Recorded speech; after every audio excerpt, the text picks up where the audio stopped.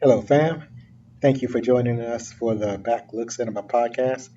I just had a program note, had a snafu when I made this recording. So when I was editing it, I accidentally erased half of the broadcast. So I had to do a quick re-edit.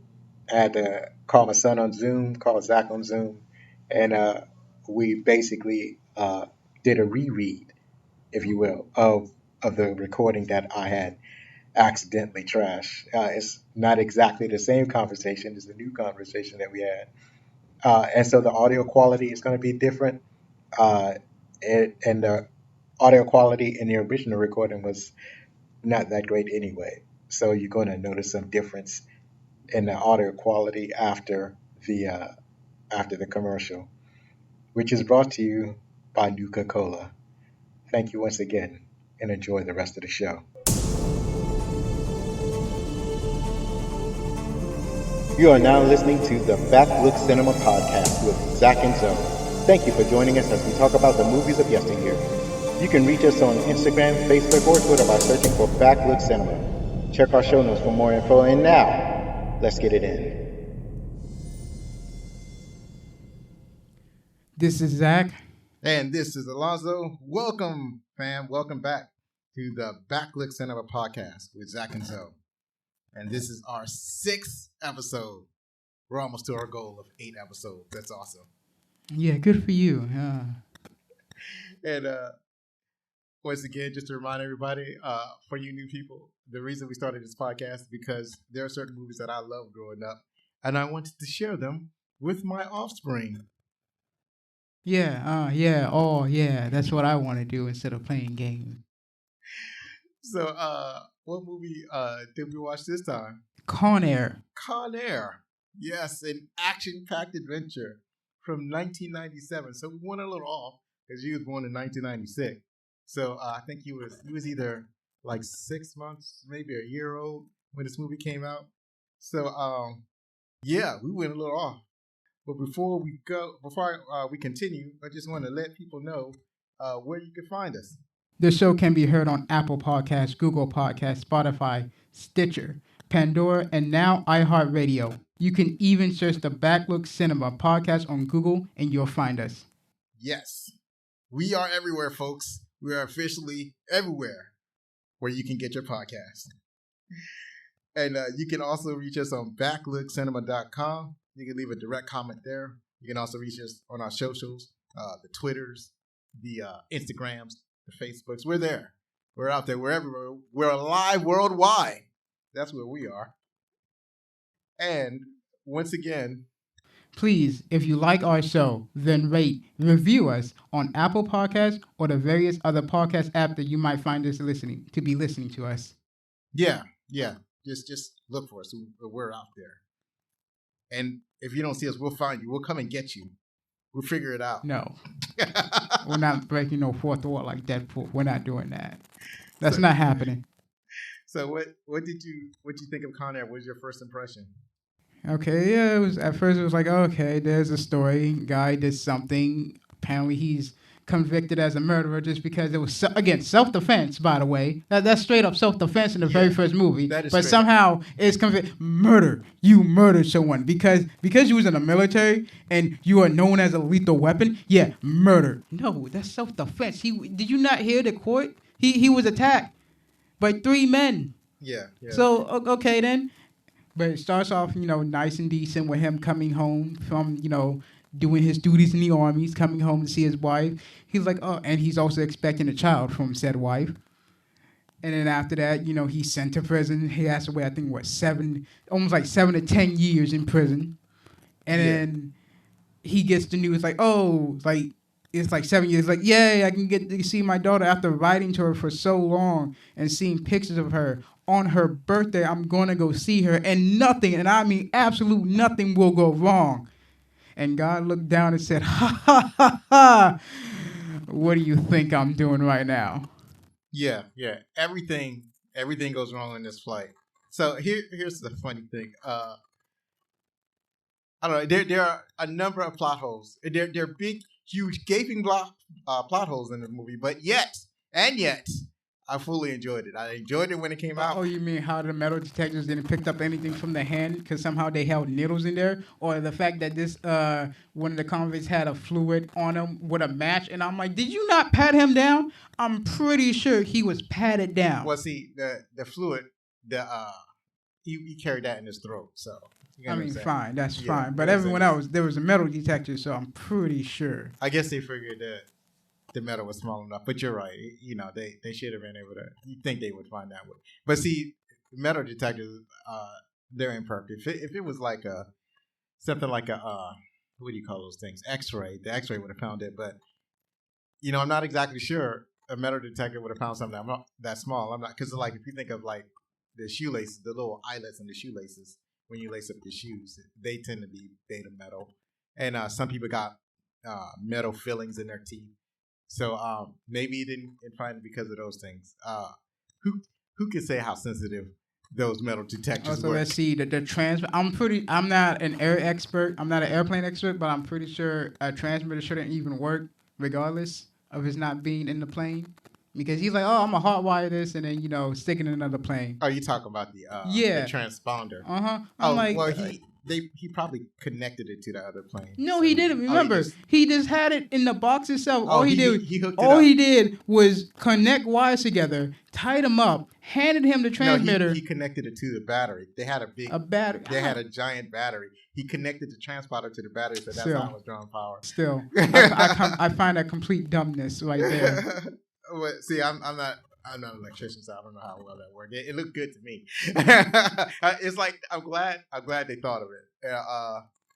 So yeah, you're right. It was con errors where a newly paroled ex-con and former U.S. Ranger Cameron Poe finds himself trapped in a prisoner transport plane when passengers seize control. And that was written by Kenneth Chisholm, and I got that from IMDb, where we get most of our little facts from IMDb. Once again, this was released in June 6, 1997, so you're about, 11 months old? Yeah, that's for you to decide that out. I'm not the mathematician here. Yeah, you're around 11. Let's see. And it grossed $224 million at the box office on a $75 million budget, so it was a hit. It was a hit, although it had mixed reviews. Because of the story, obviously. You mean like how Nicolas Cage has a southern accent for some odd reason? Because he's from Alabama.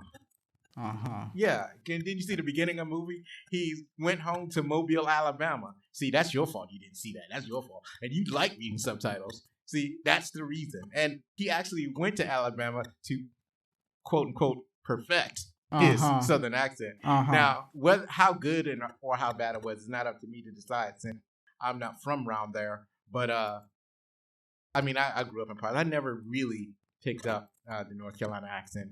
But what you call it? I don't know. I guess it sounded authentic to me. But somebody from there would say, "Nah, that ain't right at all. That ain't right at all." I can't say for sure. Yeah. But let's see. And as you said, it stars Nicolas Cage, also John Cusack. That was Marshall. That was a U.S. Marshal that he had made friends with. The smarty pants. That guy, he looked like he was wearing a suit. I was like, that coat looked way too big. Also starred John Malkovich. Do you remember which one that was? That was the bald prisoner that was in charge of everybody. That was that. He was playing Cyrus the Virus. Colm Meaney. Colm Meaney was the dude that was driving that fancy sports car. He was, I didn't even see it, but I was looking for it. But on his keychain, he had a Star Trek emblem because for years he played Chief O'Brien in the Star Trek shows in Deep Space Nine, and before then he was on Star Trek: The Next Generation. Playing a character that's wildly different from the character he played in Star Trek. They also had Miketi Williamson, and I hope I said that right. But that was the dude that needed his insulin. And he was also in Forrest Gump. And that's the one, he's been in a bunch of movies, but I didn't even realize he was in this movie because I only remember him from Forrest Gump. And I thought that it's like after Forrest Gump, I was like, I felt like I've never seen him before or since, but he's been in a bunch of movies, and he played the character in Forrest Gump so well that they thought that that's how he actually talked, Forrest Gump. But no, he's just a regular dude. Also, Nick Chinlund, Renoli Santiago, Ving Rhames, Dave Chappelle in one of his first roles. Dave Chappelle, it was good seeing old Dave Chappelle in that I show. already noticed him off the bat Right, when right. he started talking. Right. I was like, oh, that's Dave. Oh, Right. Oh, that wasn't hard. You know, he improvised most of his lines. I'm pretty sure most of them would. Right. Steve Buscemi. You recognize Steve Buscemi? No. He's the crazy one that you didn't know whether or not he was gonna kill that girl. I feel like I have seen him before. Something probably like Spider-Man or something else. Something. Can't put my finger on it, but I know I've seen him before. Yeah, he's been in a bunch of movies. I'm trying to think where you might have seen him. The only thing I can think of that off the top of my head is Reservoir Dogs. That movie is also before your time. He's like I said, he's been in a bunch of movies. Usually movies, well, just all kinds of movies. He was in Armageddon. Have you seen Armageddon? I don't believe so. Yeah, he was in that one. That was slightly after your time, but I can't think of a bunch of. Like I said, he's been in a bunch of movies. I can't think of them right now. And Danny Trejo, you remember him? Right? Oh yeah, everyone knows Danny. Yeah, everybody knows Danny. Back then, he was young and virulent. I remember one time he was in this project, and it was like he kind of complained to his agent because it has so many lines in it, and his agent was like, "It's all right, you can do this, part." He's like, "You don't understand. They hired me for my face." It's like, I'm not this talkative in these movies. It was directed by Simon West. He's directed a bunch of action movies, including Wild Card, The Expendables 2, Mechanic, some episodes of Human Target, or at least one episode, Lara Croft Tomb Raider, The General's Daughter, and dozens of others. It was written by Scott Rosenberg. He wrote Jumanji, The Next Level, and Jumanji, Welcome to the Jungle. He is the Jumanji man. Horrible. Venom. The one that just came out. Are you proud of that pun you made, huh? It seems like you're proud of that pun. I didn't know. What pun did I make? Telling me he's a Jumanji man. Basically, you're just being like, oh yeah, look at that. He made 2 Jumanji movies. He's a Jumanji man. That's basically, you're proud of that. You're real proud of it. He also did Kangaroo Jack, Gone in 60 Seconds, and High Fidelity. Oh shoot, and then the computer done messed my notes up because I had a bunch of notes here. Oh no, they're still here. They just all messed. Oh, I see what happened. All right, cool. The music was composed by Mark Mancina and Trevor Rabin. So what happened was it was started by Mark Mancina, and then it had conflict with another movie, so it had to be finished by Trevor Rabin. And to me, it was just kind of standard action movie stuff. Nothing that really stood out about that music. But the main themes, there was 2 main theme songs of the movie, and that was How Do I Live Without You? And that was originally sung by LeAnn Rimes. But when she made that song, she was 14 years old. And I think thinking was they didn't want a 14-year-old singing the theme song.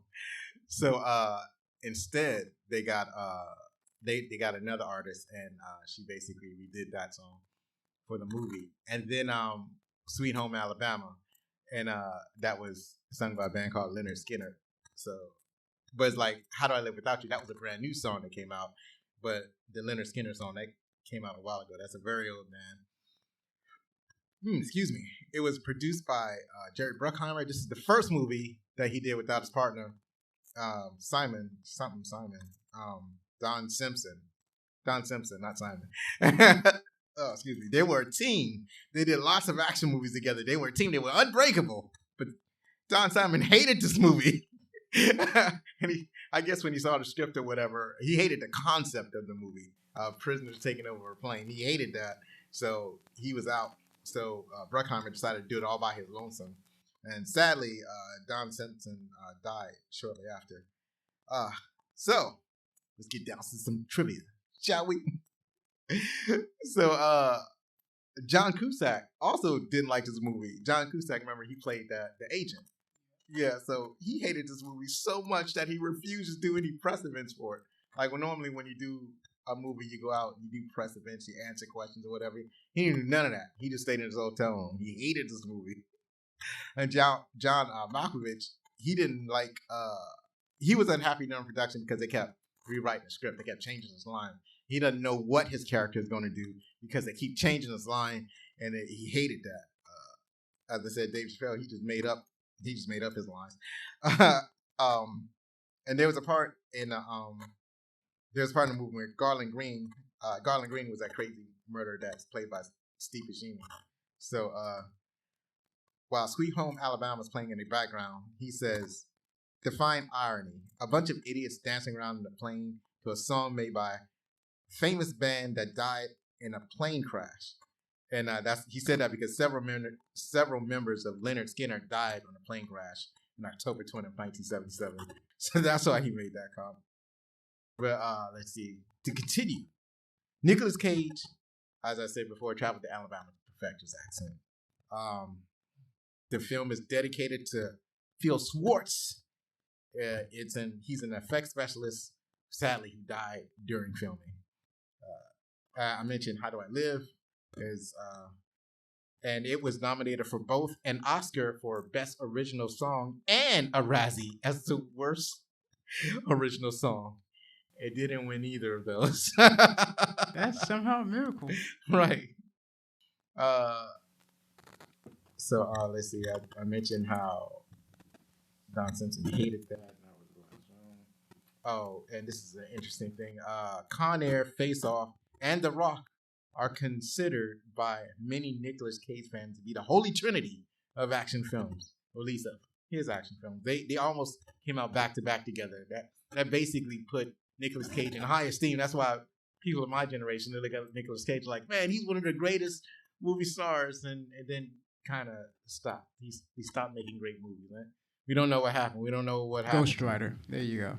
But that was actually a pretty good movie. Yeah, maybe not as great as it could have been, but it was, and it's something that he wanted to do because he loves comic books. As you know, his last name isn't actually Cage; it's Coppola.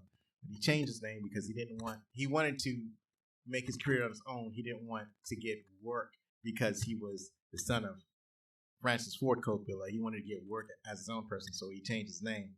So he chose a comic book character as his name. He chose Luke Cage's name. So the critics, they were like 56%, like the professional critics. The audience was like, BS, it's 75%. 75% score. So we're going to talk about more of the critics score. We're going to talk about our feelings and how we thought, how we, our opinions about the film. We're going to say whether we liked it or not. And, well, you already know how I liked it. I thought it was great. That's why I chose this movie. But we will continue right after a word from, which one? If I remember, it's Nuka-Cola. Nuka-Cola, yeah. Nuka-Cola. It just tastes good. Horrible slogan. Nice. You need to change that. Well, it's the sponsor. You need to talk to them. We'll be right back.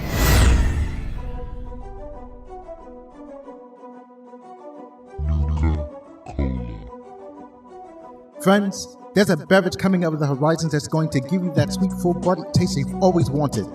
It's got that caffeine that'll put a pep in your step. It's got that flavor that'll make your mouth go pop. It's got that sweetness that'll make you forego all other refreshments.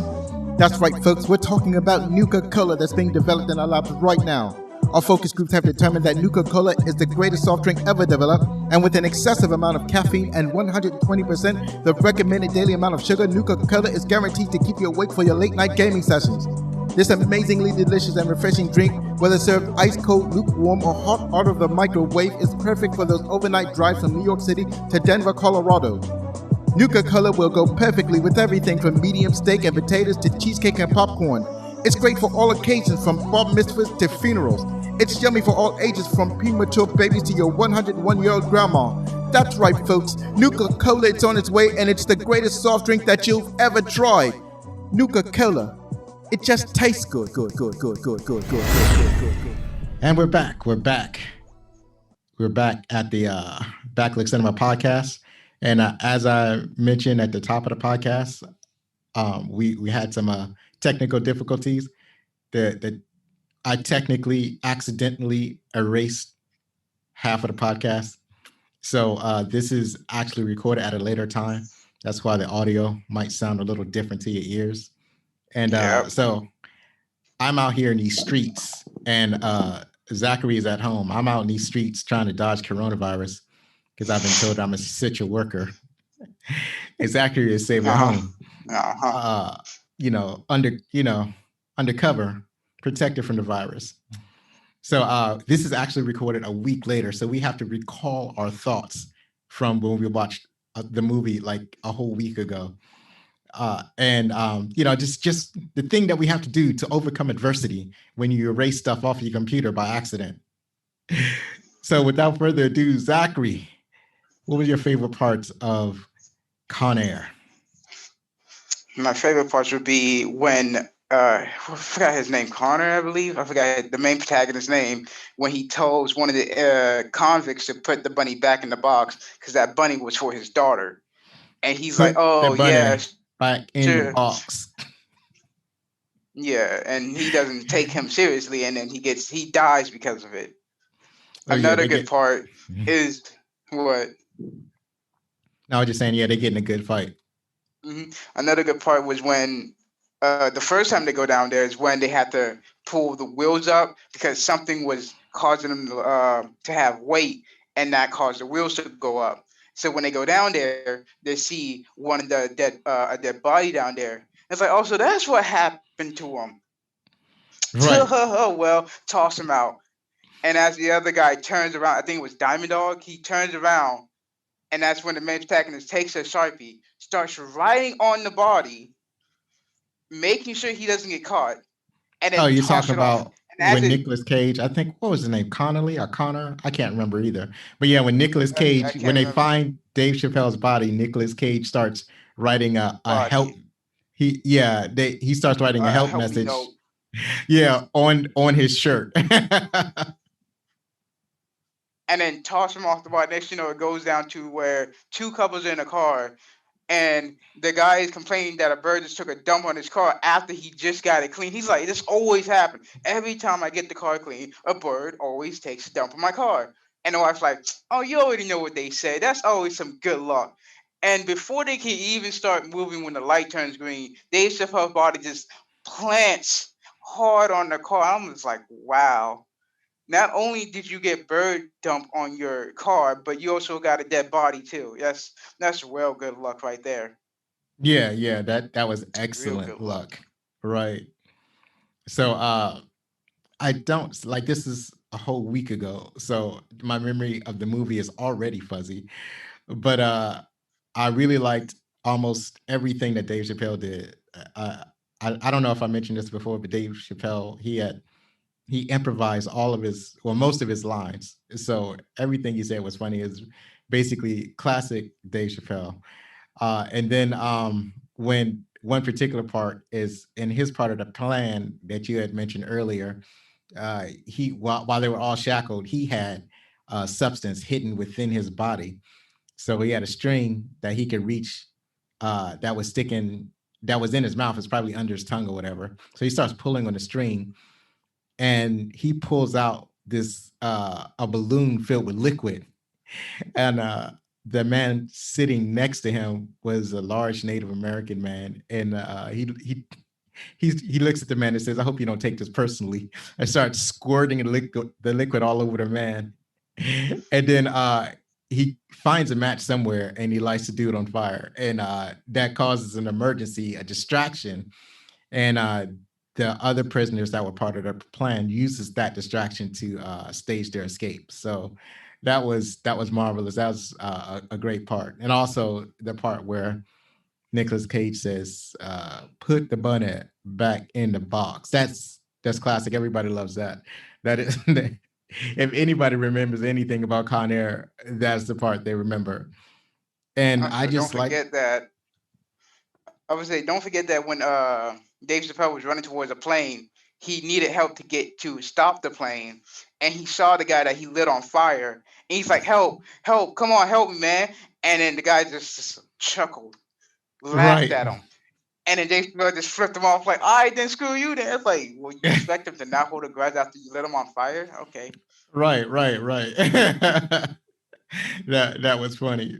He ended up in the plane, and then next thing you know, he was caught up in the real well. And that was what was causing problems later on in the movie. But yeah, it was an all around great action flick. It was one of the best movies of that time. Uh, One of the greatest Nicolas Cage films. Yeah, there were some problems with the plot.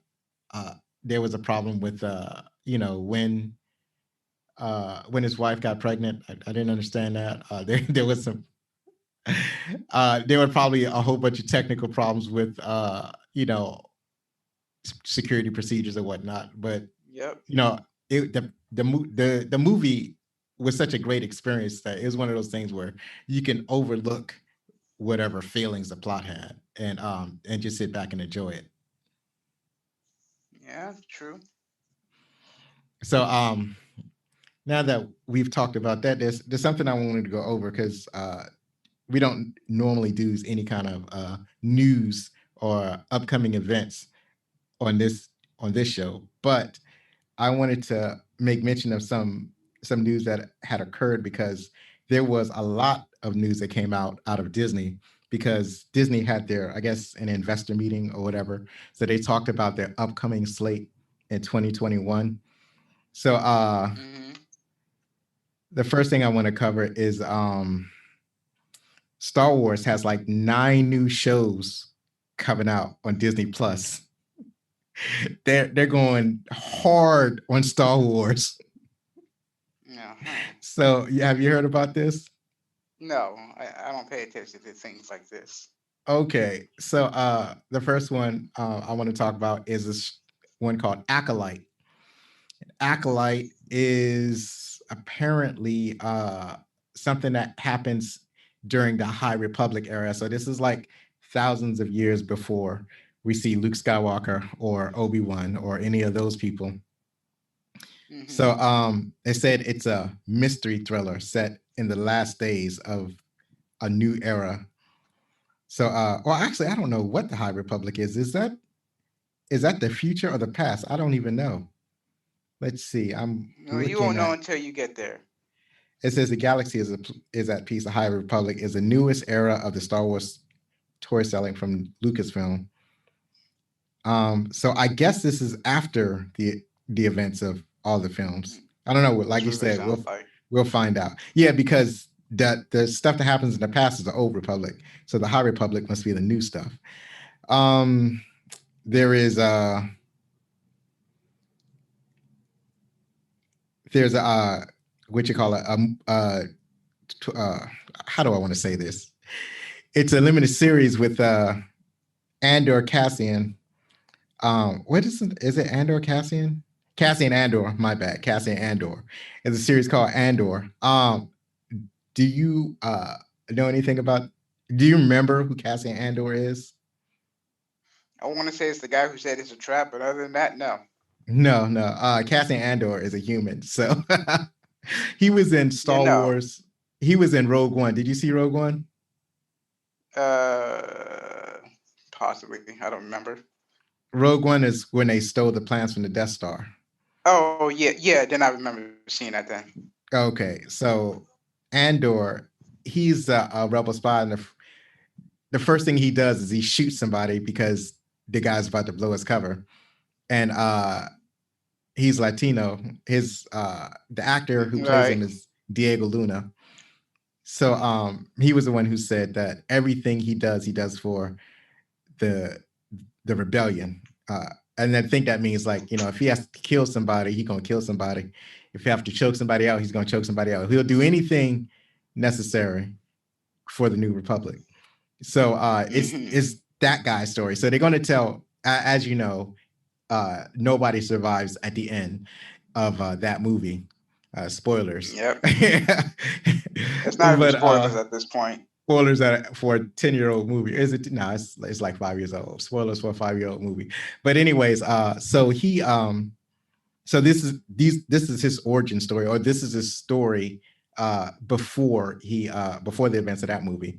And apparently Hayden Christensen is going to reprise his role as Darth Vader. Do you remember who Hayden Christensen is? Not really, but I'm guessing he's the guy that's in the Vader suit Well, he will be. He is he played Anakin or the Skywalker. voice of. No, he Okay. actually played Anakin Skywalker in the first, second, and third episode. So he, as Anakin Skywalker, he became Darth Vader. So in episode 3, that's when you see him in the Vader suit for the first time. And normally, when they need Darth Vader, they'll just get some random bodybuilder to put on the Vader. I mean, before they had just one guy, the guy that recently passed away, and he was basically Darth Vader because no one else played Darth Vader until um, until the new movies came out. And so when the new movies came out, they started getting different actors to play to be in a Vader suit. So that they would have Hayden Christensen put on a Vader suit, that's different. So so that'll be exciting to see what that looks like. So I guess they want to get him because he's probably going to take off his helmet a lot, since I mean, because otherwise, what's the point? Also, there is a spinoff of The Mandalorian, and it's called Rangers of the New Republic. And guess who's going to be featured in that show? I'm guessing the child. No, not the child. Not the child. I'm guessing it was a Jedi. I can't remember her name. Ahsoka Tano. Her? Yes, there's going to be focusing on Ahsoka Tano. There's going to be a series based on Lando Calrissian.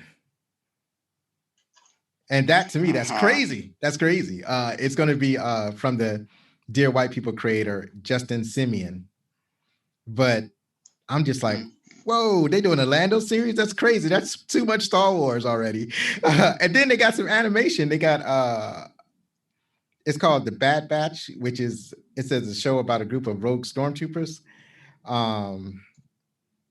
Let's see, what else? There's a film called Visions. There's going to be animation. There's going to be a show called A Droid Story, which apparently is going to be a new droid that joins R2-D2 and C-3PO. And for some reason they said 9, but I don't know if I did 9. I'm looking at the story up and down. This story is from Polygon, but it's really all over the place. But I'm getting this particular one from Polygon. I don't think I counted 9, but that's a lot of shows. That's a lot of Star Wars. That might be more Star Wars than the market can bear. It's Disney. They'll be fine. Yeah, it's like, you're gonna watch one of these shows, god dang it. And then this other website says there's 10 Star Wars shows. So what do they have? What information do they have?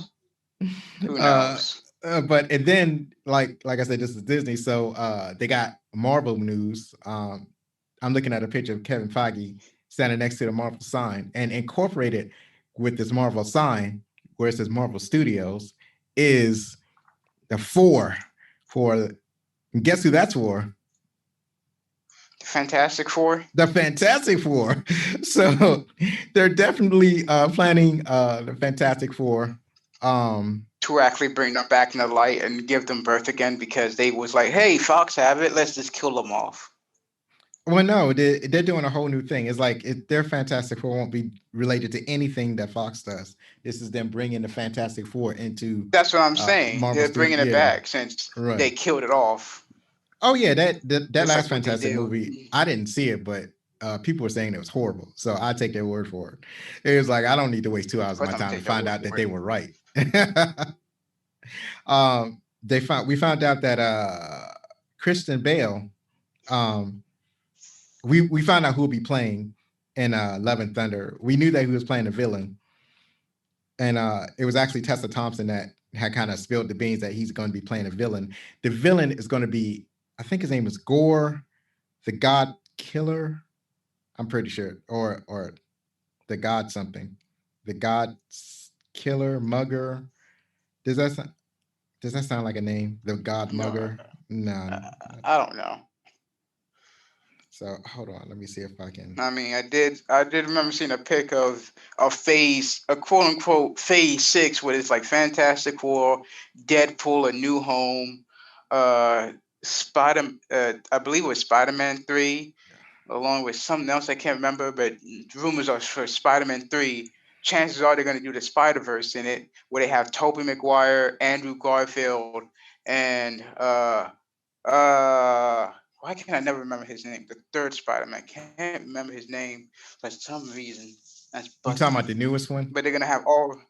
Yeah, they're gonna have all three of them on a big screen because it's a Spider Verse, and it's gonna have Doctor Strange involved because he's gonna be the one opening up the portals, whatever, to each different multiverse, along with the I can't remember the name, but the actress that played as Gwen Stacy and Amazing Spider-Man, along with the actress who played Mary Jane in the first three Spider-Mans, gonna be in it. But again, those are just rumors. Right. So yeah, Well, I'm pretty sure that the rumor about Tobey Maguire is factual. I think I read somewhere that he's being fitted for a costume. Now, I don't know if by costume if they mean civilian clothes or the spider suit. And I mean, yeah, the rumors talked about that Andrew Garfield hasn't even signed anything yet, but it's in talks. right, right. So yeah, that's but it looks like they haven't really confirmed that it's going to be like Spider-Man is going to be in the multiverse, but it certainly looks like it. It's certainly tying everything together to come that way. I mean, they Um, might as well. right, right. Uh, Samuel Jackson is going to be back as Nick Fury, and it's going to have feature Ben Mendelsohn, and they're going to be in a show called Secret Invasion, and that's coming to Disney Plus. And Secret Invasion is based on a comic series where the Skrulls, that's the green guys with the pointy ears, Yep. Yes. they can change what they look like. They're what do you call those things? Shapeshifters. Shapeshifters. Shapeshifters. Yep. There you go. And so so basically the scrolls are shapeshifting and they're taking over the government or various high positions in the governments on Earth, and that's why it's called the Secret Invasion. So that's going to be interesting. Um, there's another trailer out for Loki show. They got a brand new trailer for Wanda and WandaVision, so you should check that out because it's more meat on it. It's not like before it was just a teaser, but this one is like an actual trailer, and so you can see It's her. funny how the teaser to me looked like it was fan made from the screenshots. I was like, it looks fan made. It doesn't even look like it's real. Well, the teaser is good, And but when you see the actual trailer, this is like the first full trailer. You can see her change reality around her, so that's going to be awesome. And then you can see that like the Vision is confused. Almost, he doesn't actually come out and say it, but you almost get the feeling where he's asking, "Why am I here?" Right? So that hmm basically got me more excited. I wonder if they said it was going to come out January 21st. I think that's when that comes out. There's going to be a Guardians of the Galaxy holiday special. Volume 3. Oh yeah, No, holiday not special. volume three. Not volume three. Oh yeah, that's Holiday was on special. special. But yeah, that was on phase quote unquote phase six of Guardians of the Galaxy Volume 3. Oh, I was like, okay, yeah, No, this interesting. this this is going to be released before volume three. Before volume three, they're going to Makes sense. release the Guardians of the Galaxy holiday special, and it's going to be shot alongside Guardians of the Galaxy 3. It's going to come out on So Christmas it ties in. 2022. What'd you say? Uh-huh. I said so it has a way of tying in. I don't know what the plan is. I'm just shocked that they're doing it. And then after that, they're going to do they're going to release Guardians of the Galaxy #3 in 2023. And I think the last thing I have on this is Groot is going to have his own show His own. called I Am Groot. Uh-huh. Huh. But what other show could it be? Oh, I almost forgot. There's shoot, I wonder how many I missed. I missed two. There's actress Dominique Thorne. She'll play Riri Williams, and it's going to be a show called Ironheart. Are you familiar with Ironheart? No. So Ironheart. There was also something about before I forget. Let me mention it. What's her name? They had set pictures of Hawkeye, the show Hawkeye, and have Kate Bishop as Hawkeye. Like they had a picture of her in costume somewhere. And then Right. Miss Marvel is going to be a series on Disney Plus. So let me mention those two things because it's not in front of me where I can read it. But and so they got the actress and everything. They showed a video of when the actress found out that she was chosen for Miss Marvel, and then they showed the clips of the show, and so that looks pretty good. I'm definitely watching that. So Ironheart and Miss Marvel, Ironheart is um so in the regular comics, I don't know if Tony Stark stopped being Iron Man or what. I don't know exactly what happened, but basically, he finds this girl, this teenage black girl who builds an advanced suit of armor. Now I'm not exactly sure if it's based on his tech or not, but she builds it on her own, and she calls herself Ironheart. So that's it. The show is going to be based on that character, so that is going to be Okay awesome. then. And Cheadle. Don Cheadle. Do you remember who Don Cheadle is? No. Don Cheadle is what's his name? Rhodes. Anyway, he's Rhodes in Iron Man. You know, Iron Man's best friend, and Oh yeah. he wears a war machine The suit. War Machine. Yep. So he's gonna have his own series called Armor Wars. Uh-huh. So that's gonna be strange because Armor Wars was a great it was a long story arc that feature Iron Man. I actually bought the story arc. It's like, you know, it was in a regular series. It's not like you had to buy a special edition. So during the regular series of Iron Man, they had this a long story arc that took up, I don't know, like 10 issues, I guess, like pretty much most of the year, I think. Or maybe it was only 3 issues. My memory is fuzzy. But anyway, in the in this story, Iron Man's technology has been taken. It's like people have taken Tony Stark's technology and using them for evil.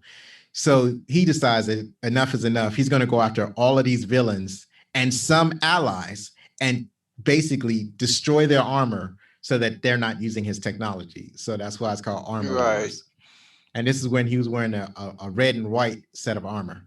So, but obviously, in the MCU, Tony Stark is no longer with us. So Yep. they have what you call it. So they're gonna have War Machine take its place. So that's about it. I'm gonna hear all this again. I listened to a bunch of other podcasts and I'm gonna hear all of this stuff again. Probably with way more enthusiasm. Yeah, and probably. right. And on a sad note, yeah, I don't know if you're familiar with this actor named Tommy Lester. So Nope. Tommy Lester, for a lot of people my age, we know him as Debo, and as Debo, he was the bully on this movie called Friday. Friday was a movie that starred Ice Cube and Chris Tucker, and so that was a great movie. It was a great comedy. It was an awesome comedy. It was a kind of like a coming of age story, I guess, for young, not even young adults, but older adults, like adults that should have moved out the house. Yeah. And so Debo, he plays a grown ass bully. Just a grown man bullying people around the neighborhoods, taking their bikes and whatnot. So, but he's like, anytime you needed a big dude to do something threatening, you would get Debo. You would get Tiny Lester. So he was Hulk Hogan that did a film, and he was the bad guy in that film. What was it called? Above the Rim, Over the Ropes. I can't remember what it was called. It was a dumb movie. It's not worth remembering. But he was in that. Well, see, what happened was they blended real wrestling and that movie. So around the time that that movie came out, Tiny Lester, he basically came on the WWE and wrestled as that character, and that character was called Zeus. So he did that. He was also, you haven't seen The Fifth Element, have you, with Bruce Willis? I think I have, but probably at the same time not. Right. So in that movie, they kind of played him against type. He's, like I said, he's always playing the giant bully, but in The Fifth Element, he actually played he played the president of the Earth or the colonies or something like that. He was basically the president. And so that's not a role that he usually takes, but he was taking it in that movie. So that was crazy. And what was the other thing? Oh, we just seen him. We just seen him in a movie, but he was a kind of a background character.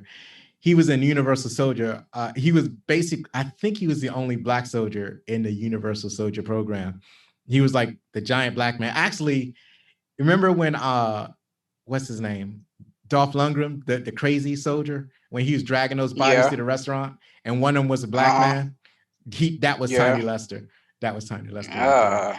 Oh, also, one last thing you would remember him from. Do you remember The Dark Knight? Is it? Yeah, I think it's The Dark Knight. Yeah, I'm 90% sure. Come on, that's Batman. Yeah, Batman, the Dark Knight. So in that movie, the Joker gave the city a choice. They can blow up a boat full of tourists, or let me guess. He was one of the prisoners that said, "Yeah, let's just blow up the other ship," wasn't he? Right, but guess which prisoner he was? Like I said, I'm guessing he was the one in the front ground. Yeah, he was the one that. Go ahead. Like I said, he was the one that said we should go ahead and blow up the ship.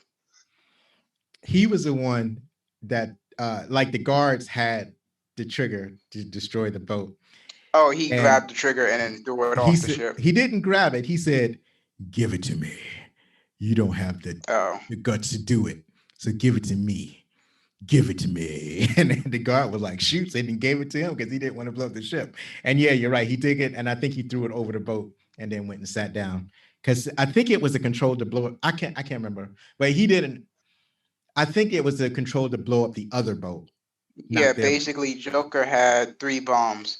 Two of them was on a ship that would blow up the other ship, and the one he had would blow up both of them regardless. Right. So they had to choose. They had to choose to blow each other up, and Tiny Lester threw the control over because I guess he felt like he did not want to destroy, I guess, innocent people or whatnot. He didn't feel like he was the moral authority on that boat, basically, or he was the moral authority on both boats in spite of being a prisoner. So yeah, he was a powerful actor. Every time Tiny Lester got on the screen, you got excited because you know that some crap is about to go down. Some stuff is about to go down if Tiny Lester's on the screen. Right. So you know what? I think we did it. I think we've filled in the holes of this podcast. So possibly. So I'd like to thank everybody for joining us. Thanks for putting up with the kind of shenanigans that went on. Sorry that I messed up the recording, but I think if I don't mess this one up, then we can fix it. We can fix everything.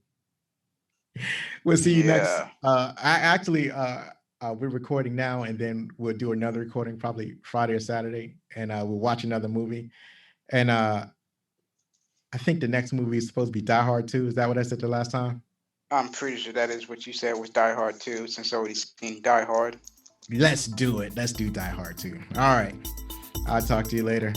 I'll talk to you, fam. I'll see you guys later. Peace out.